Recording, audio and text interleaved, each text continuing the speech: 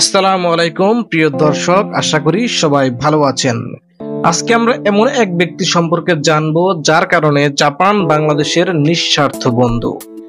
Japan কেন বাংলাদেশের নিঃস্বার্থ বন্ধু, কোন ঘটনার প্রেক্ষাপটে তারা আমাদের এমন বন্ধু হলো একটি ভিন্ন জাতি হয়ে, সেই ইতিহাসটি তুলে ধরবো আপনাদের সামনে। জাপানের প্রয়াত হিরোহিতা সম্রাট একবার বলেছিলেন, যতদিন জাপান থাকবে বাংলাদেশিরা খাদ্যাভাব অর্থকষ্টে মরবে না। জাপান হবে বাংলাদেশের চিরকালীন নিঃস্বার্থ বন্ধু।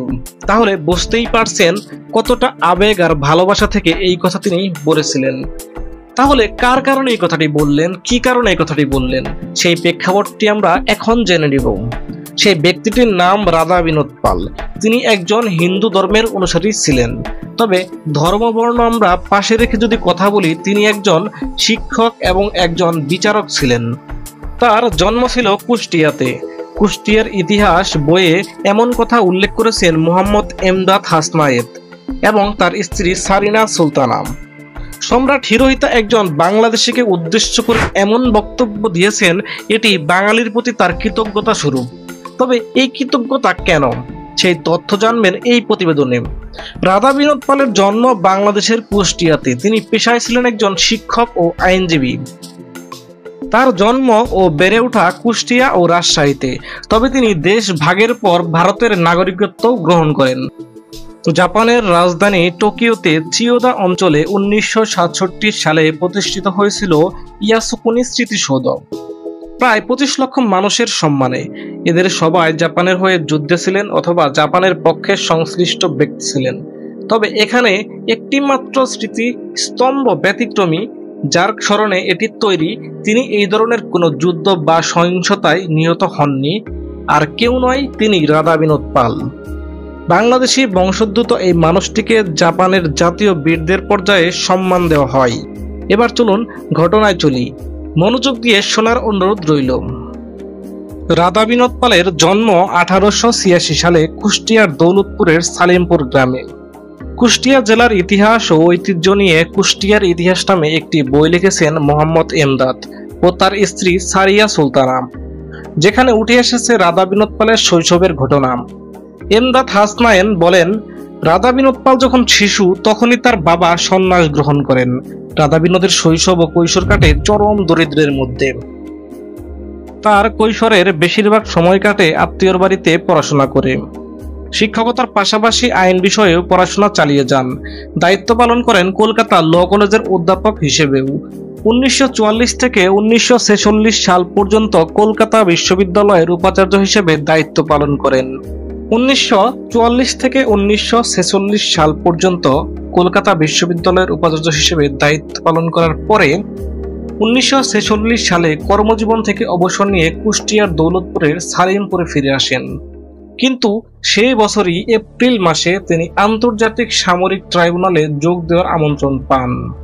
ঘটনাটা শুরু হয় মূলত এইখান থেকেই। আন্তর্জাতিক মিলিটারি ট্রাইব্যুনাল দ্বিতীয় বিশ্বযুদ্ধের পর শুরু হয়। দ্বিতীয় বিশ্বযুদ্ধের সময়ই বিজয়ী মিত্র শক্তি সিদ্ধান্ত নেয় যে যুদ্ধাপরাধ ও যুদ্ধের সময় সংগঠিত বিভিন্ন অপরাধের জন্য প্রভাবশালী রাজনীতিবিদ, সেনা কর্মকর্তা ও যুদ্ধ অপরাধের সাথে সংশ্লিষ্ট আরও কিছু ব্যক্তিকে বিচারের আওতায় আনবে। 1945 সালে লন্ডন সনদের মাধ্যমে প্রতিষ্ঠা আন্তর্জাতিক মিলিটারি ট্রাইব্যুনাল স্থাপন করা হয়। দ্বিতীয় বিশ্বযুদ্ধের মিত্রপক্ষে থাকা দেশগুলো ছাড়াও গ্রিস, ডেনমার্ক, পোল্যান্ড, তৎকালীন যুগ্নস্লাভিয়া সহ অন্তত 20টি দেশ ওই চুক্তির অংশ নিয়েছিল। সে সময় প্রতিষ্ঠা করা হয়েছিল international military tribunal for the east, যেটি টোকিও ট্রায়াল নামে পরিচিত। টোকিও ট্রায়ালে 11 জন বিচারককে অংশগ্রহণ করার জন্য আমন্ত্রণ জানানো হয়। সেই 11 জন বিচারকের মধ্যে একজন ছিলেন রাধা বিনোদ পাল, যার বাড়ি বাংলাদেশের কুষ্টিয়াতে। বাকি 10 জন বিচারক ছিলেন যুক্তরাষ্ট্র, যুক্তরাজ্য, অস্ট্রেলিয়া, কানাডা, চীন, ফ্রান্স, নেদারল্যান্ড, নিউজিল্যান্ড ও ফিলিপিন্সের মতো নাগরিক। যেহেতু রাধা বিনোদ পাল ভারতের নাগরিক ছিলেন, ইউনিভার্সিটি অব ক্যালিফোর্নিয়া লস অ্যাঞ্জেলেসের ইতিহাসের অধ্যাপক বিনয়লাল বলেন, ভারতের প্রতিনিধিত্ব করে সে সময় এমন একজন বিচারককে এই ট্রাইব্যুনালে অংশ রাখা হয়েছিল, কারণ ভারতীয় সেনাদের অংশগ্রহণ ছিল দ্বিতীয় বিশ্বযুদ্ধে। যুক্তরাষ্ট্র, যুক্তরাজ্য ও চীন জাপানকে শর্তহীনভাবে আত্মসমর্পণ করার দাবি জানায় এবং ঘোষণা দেয় যে যুদ্ধাপরাধীদের কঠোর বিচার করা হবে। ট্রাইব্যুনালে শুধু দ্বিতীয় বিশ্বযুদ্ধের সময় হওয়া যুদ্ধাপরাধ বিবেচনা না করে 1931 সালে জাপানের মাঞ্চুরিয়া দখল থেকে 1945 সালের অপরাধ পর্যন্ত সব যুদ্ধাপরাধের বিচার করার ইখতিয়ার নেয়। তাহলে বুঝতেই পারছেন যে বিচারটা কতটা কঠিন হওয়ার কথা ছিল। তবে এই ট্রায়ালে অভিযুক্তদের তালিকা থেকে জাপানের তৎকালীন সম্রাট হিরোহিতোকে বাদ দেওয়া হয়েছিল। টোকিও ট্রায়ালে অভিযোগের ধরন একই রকম ছিল। অভিযুক্ত জাপানি শীর্ষ সেনা কর্মকর্তাদের বিরুদ্ধে 3 ধরনের অপরাধের অভিযোগ আনা হয়: শান্তি বিরোধী অপরাধ, যুদ্ধাপরাধ ও মানবতা বিরোধী অপরাধ। বিচারে রাধা বিনোদ পালের ভূমিকা ছিল অসাধারণ। অধ্যাপক বিনয়লাল বলেন, ট্রাইব্যুনালের অধিকাংশ বিচারক যুদ্ধাপরাধ, মানবতা বিরোধী অপরাধ এবং শান্তি বিরোধী অপরাধের দায়ে জাপানের নেতাদের দোষী সাব্যস্ত করলেও রাধা বিনোদ পালের রায় ছিল তাদের বিপরীত। রাধা বিনোদ পাল কঠিন অবস্থান নিয়েছিলেন জাপানের পক্ষে।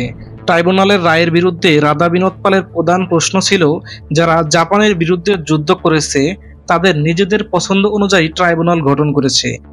নিজেদের শর্ত অনুযায়ী পরাজিত শত্রুদের বিচার করার নৈতিক অধিকার আছে কি? নেদারল্যান্ড ও ফিলিপিন্সের একজন বিচারপতি রাধা বিনোদকে যদিও নৈতিক সমর্থন জুগিয়েছিলেন, কিন্তু শেষ পর্যন্ত তারা সংখ্যাগরিষ্ঠতার রায়কে অনেকটা বাধ্য হয়ে মেনে নিয়েছিলেন। রাধা বিনোদ পালের বক্তব্য ছিল স্পষ্ট। ট্রায়ালে জাপানকে যেসব অপরাধের জন্য অভিযুক্ত করা হচ্ছে, অভিযোগকারীরা সেসব অপরাধ নিজেরাই অনেকদিন ধরে সংগঠন করে আসছে। বিচারক পাল তার রায়ে মন্তব্য করেন, তৎকালীন সময়ে যুক্তরাজ্য, ফ্রান্সের মতো যেসব দেশের উপনিবেশ ছিল বিভিন্ন অঞ্চলে, সেসব দেশের মানুষের উপর যুদ্ধকালীন সময় ছাড়াও তারা শান্তি বিরোধী ও মানবতা বিরোধী অপরাধ সংগঠন করছে। তাহলে তাদের এই বিচার করার এখতিয়ার কে দিল? এছাড়া জাপানের বিরুদ্ধে আনা অপরাধের অভিযোগে অপরাধের মাত্রা অতি রঞ্জিত করে উপস্থাপন করা হয়েছে বলে তিনি মত প্রকাশ করেন। মিস্টার লাল আরও বলেন, মজার বিষয় হলো রাধা বিনোদ পালের 800 পৃষ্ঠার রায়টি প্রকাশিত হওয়ার সাথে সাথেই জাপানে সেটিকে নিষিদ্ধ করে অধিগ্রহণকারী মার্কিন বাহিনী। আর ঠিক সেদিন মার্কিন বাহিনী জাপান ছেড়ে চলে যায়। ঠিক সেদিন রায়টি জাপানে প্রকাশিত হয়। পরবর্তীতে রাধা বিনোদ পাল দুবার জাপানের রাষ্ট্রীয় অতিথি হিসেবে সফর করেন। 1966 সালের অক্টোবরে জাপানের সম্রাট হিরোহিতো তাকে জাপানের সর্বোচ্চ একাডেমিক খেতাব first order of sacred treasure প্রদান করেন। এমদাদ হাসনায়েত ও সারিয়া সুলতানা তাদের কুষ্টিয়ার ইতিহাস বইয়ে উল্লেখ করেন, টোকিও ট্রায়াল ধাপে এই বাঙালি বিচারকের ধীর অবস্থানের কারণেই জাপান অনেক কম ক্ষতিপূরণের উপর বেঁচে গিয়েছিলেন, নয়তো যে ক্ষতিপূরণের বোঝা মিত্রপক্ষ ও অন্যান্য বিচারকরা চাপিয়ে দিতে চেয়েছিলেন তার দায় এখন পর্যন্ত টানতে হতো জাপানকে। যার কারণে জাপান বাঙালিদেরকে অত্যন্ত সম্মান করে, শ্রদ্ধা করে এবং আজীবন নিঃস্বার্থ বন্ধু হিসেবে থাকতে চায়। একটি মানুষের কারণে পুরো জাতি একটি বন্ধু দেশ পেয়েছে, এটি অত্যন্ত সৌভাগ্যের একটি বিষয়। বন্ধুরা, গল্পটি শুনে আপনাদের কীরকম লাগলো এবং সেই মন্তব্যটি আপনারা যদি করেন আমার কমেন্ট সেকশনে, তাহলে আমি অনুপ্রাণিত হই। প্রিয় বন্ধুরা, সবাই ভালো থাকবেন, সুস্থ থাকবেন। কথা হবে আবার পরবর্তী ভিডিওতে। আজকের মতো এখানেই বিদায়। আল্লাহ হাফেজ।